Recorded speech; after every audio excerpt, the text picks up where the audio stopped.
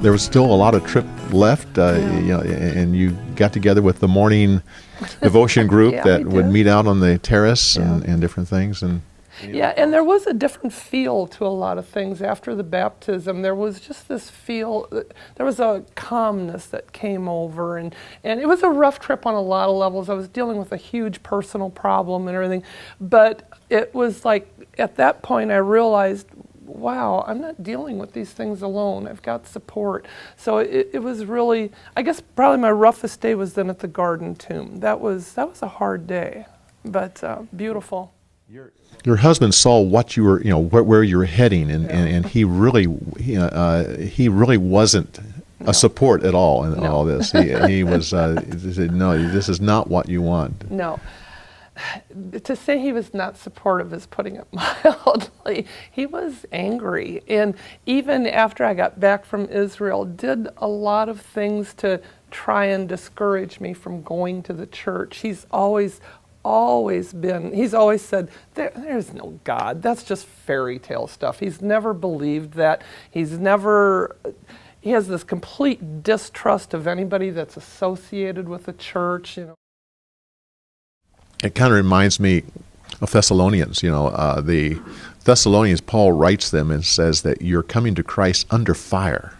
You're coming to Christ is called trials, and it just and I kept thinking that you are living the book of Thessalonians here. Just as you're going through that.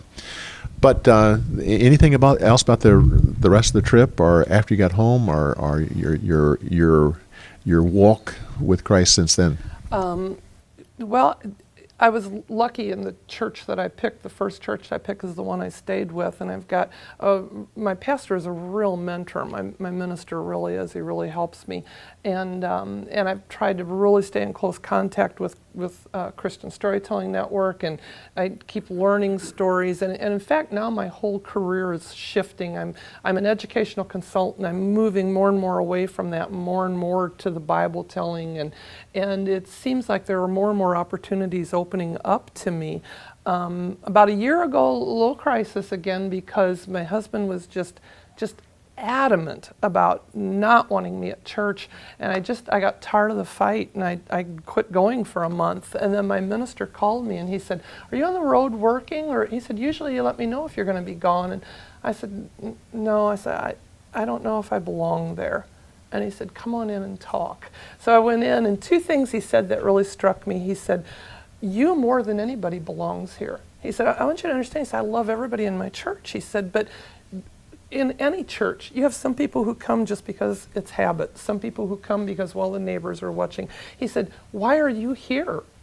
And I said, "I don't know, that's what I'm questioning." He said, "Oh, come on, why are you here?" And I said, "Because I want to know God." And he said, "And that's why you belong here." And he said, "Maybe it's not this specific church." He said, "But I'll help you find one." He said, "But you're going to be in a church." And the second thing he said that just really hit me, he said, "God's not playing second fiddle." He said, "You put him first in your life and you go on." And it dawned on me at that time that I had been saying, it's just not worth the fight, it's just not worth the fight. And then when he said that, it dawned on me, this is the only thing in my life that is worth fighting for. And that was another turning point for me, but that was also the turning point then for my husband.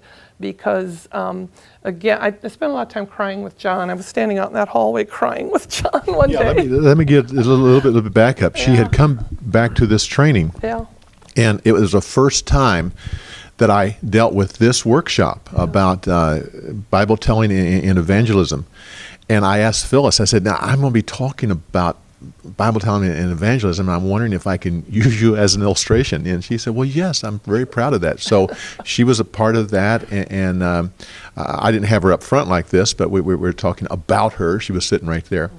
And so then she was out in the hallway crying. So I thought, oh my, I better find out. So now tell us. Well, he talked about, as Christians, one of our obligations, we are disciples. And what does that mean to be a disciple? And it hit me as he talked about that I'm not a disciple in my own home.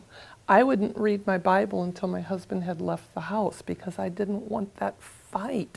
And I told him, I said, here's this word hypocrite again. I'm a total hypocrite. I am not a disciple in my own home. How can I go out and do Bible telling? How can I go into schools and go into churches if I can't do this in my home?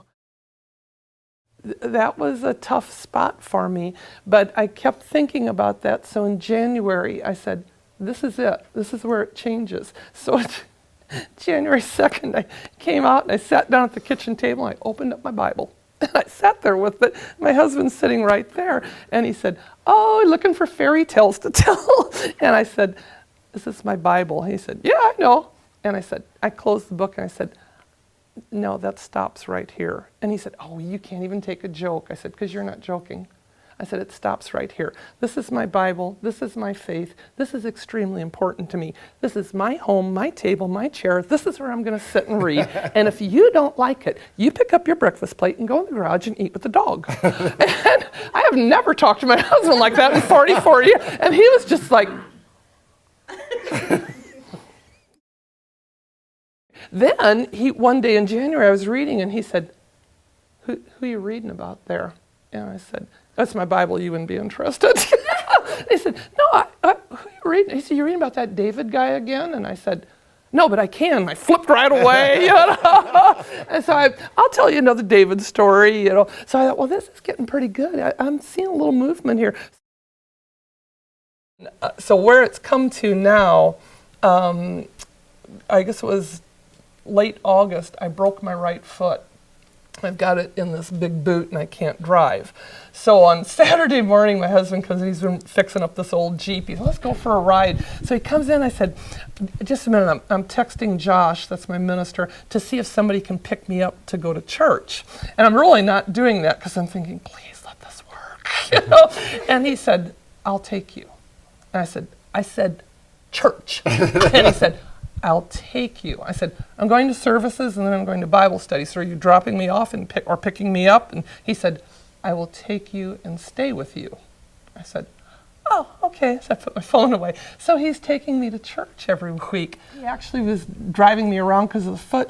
And our church was doing like a big Saturday, a retreat day for women. And I said, oh, I would get the food. So Bob drives me into this grocery store. Well, the guy that owns the grocery store is just this real crabby, negative guy. He, rah, rah, rah, rah. And I'm just joking right back at him. So we walked outside and Bob kind of laughed. He said, you had your little Christian thing going on there, didn't you? I said, my little Christian thing? He said, yeah. He said, normally, he said, if Rich would have been like that with you, you'd have been kind of fighting back at him. He said, but you just laughed and let it roll and just took that, And so there were several different times that things would happen and he'd smile and he'd say, LCT, a little Christian thing going on there. And that was one of the things that he had noticed too. Then once he started going to church with me, he said, you're no different at church than you are when we're out and about anywhere. And I said, well, no, why would I be? I said, because that's the way it is. And that just amazed him that I was the same person at church that I am when I'm out with friends or I'm at work or I'm at the store. So he was just all impressed with the little Christian thing. And he said to me one Sunday after church, he said, I don't know who your bigwigs are. He said, there's nobody up in the front of your church posturing or saying, look at me, look at me. He said, I don't know who your bigwigs are other than Josh. He said, I don't know. And I said, I went for a long time before I knew too who our elders and our trustees were. I said, now I can tell you all of them. He said, yeah. He said, these people, church isn't just for Sunday for them, is it? And I said, no, absolutely not. I said, it's kind of like the gas station that keeps us going through the week. So that has really impressed him. 4 weeks ago, I guess, he asked me, he said, explain your communion to me. I said, oh, okay. So I explained how we have open communion. You've got to believe that Jesus is God. You have to repent sins, yada, yada, yada, and then you can take communion. He took communion that Sunday. So as soon as church is over, he's in the fellowship hall talking with the guys, and I'm tracking down my minister. I'm like, Josh, guess what happened? So he's taking communion every Sunday. So actually, as we're speaking right now, my husband's at church helping them with some construction. So he's starting to get very involved with the church. And at this point in time, I'm not so sure that in his mind it's anything about building a relationship with God, but he is definitely seeing God in the people. And I thought, but that's good because that's how I first came. So he has actually now talked to Josh about he's thinking of taking classes for baptism. So the Holy Spirit's really working here. And so when Josh talked to them, he said, well, Bob, he said, can you tell me a little bit about what's driving you here? Because Josh was a little worried that maybe Bob was just doing that for me.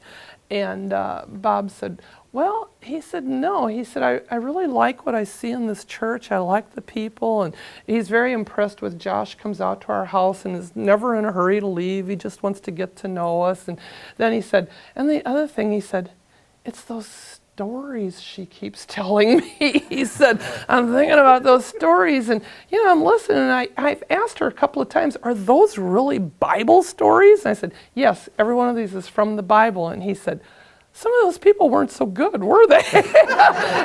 He said, a lot of those people were kind of just like me. I said, are worse. So it's really, the stories are really working on him. He's really thinking about them.